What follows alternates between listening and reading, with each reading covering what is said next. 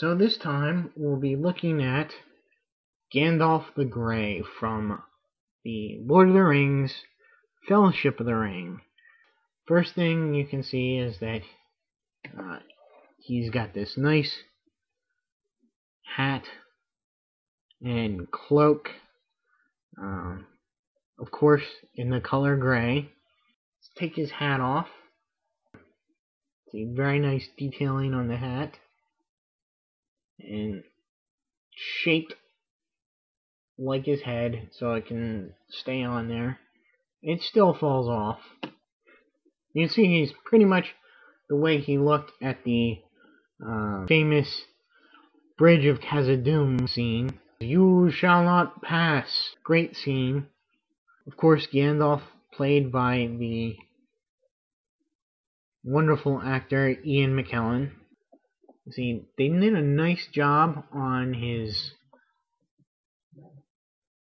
beard and hair,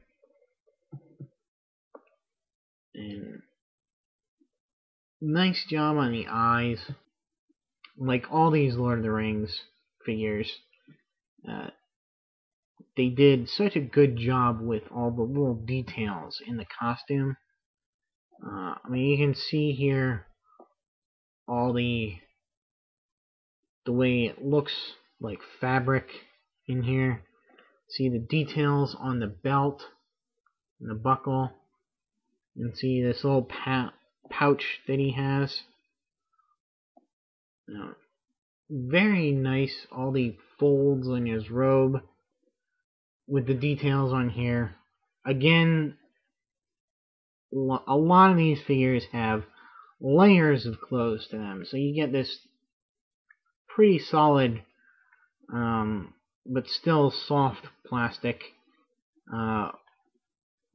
cape or poncho, and this comes right off there, and you can see underneath what it's like.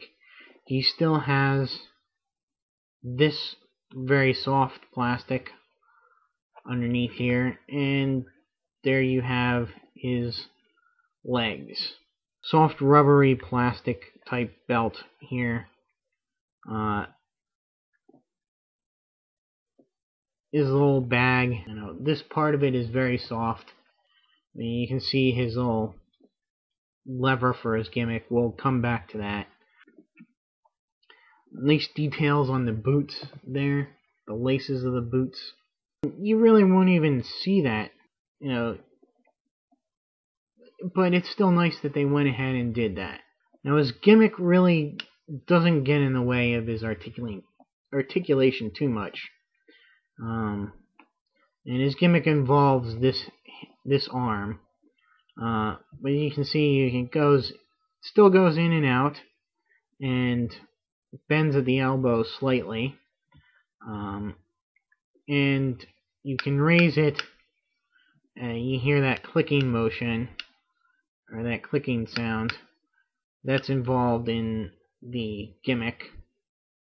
And he rotates in his upper arm, or lower arm, I guess, at the where the sleeve is. Same as this on this side, and go all the way around, in and out, bend at the elbow, and rotate at the lower arm at the sleeve there.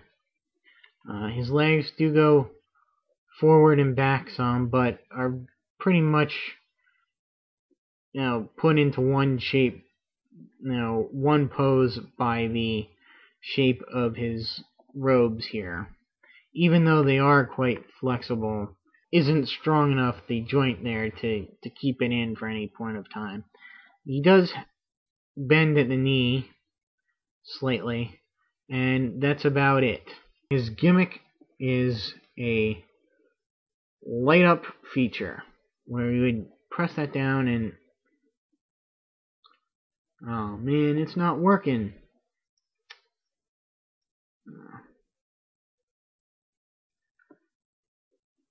Anyway, you can see here where the battery goes.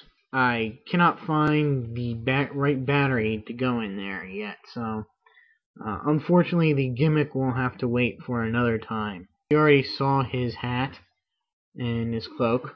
We'll move on to his sword.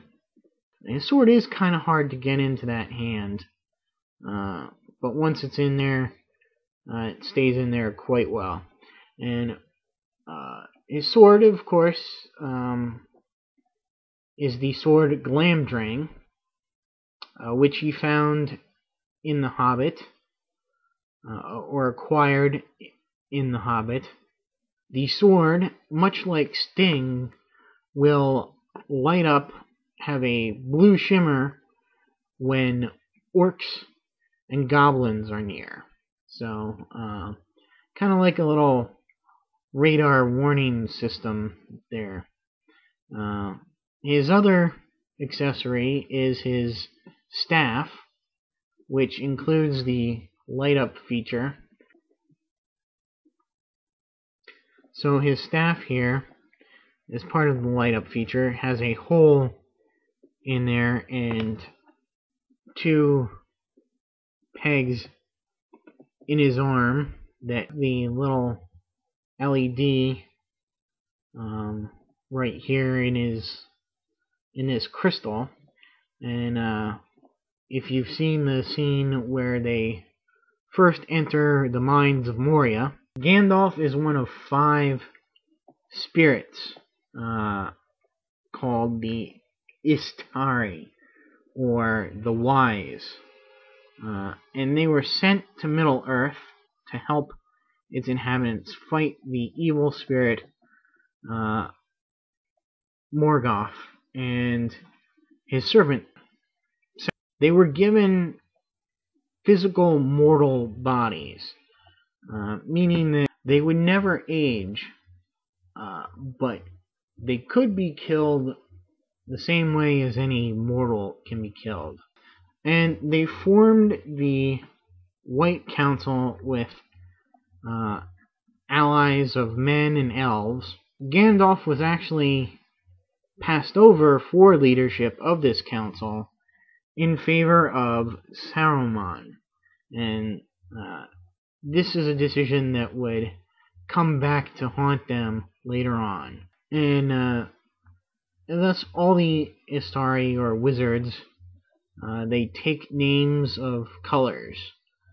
So Saruman takes white, and Gandalf takes gray, and there's only one other wizard that is named in all of the Tolkien books, and that is Radagast, and he takes the color brown.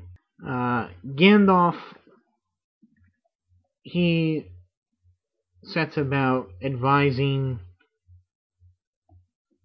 and shepherding people to fight the battles that against Sauron.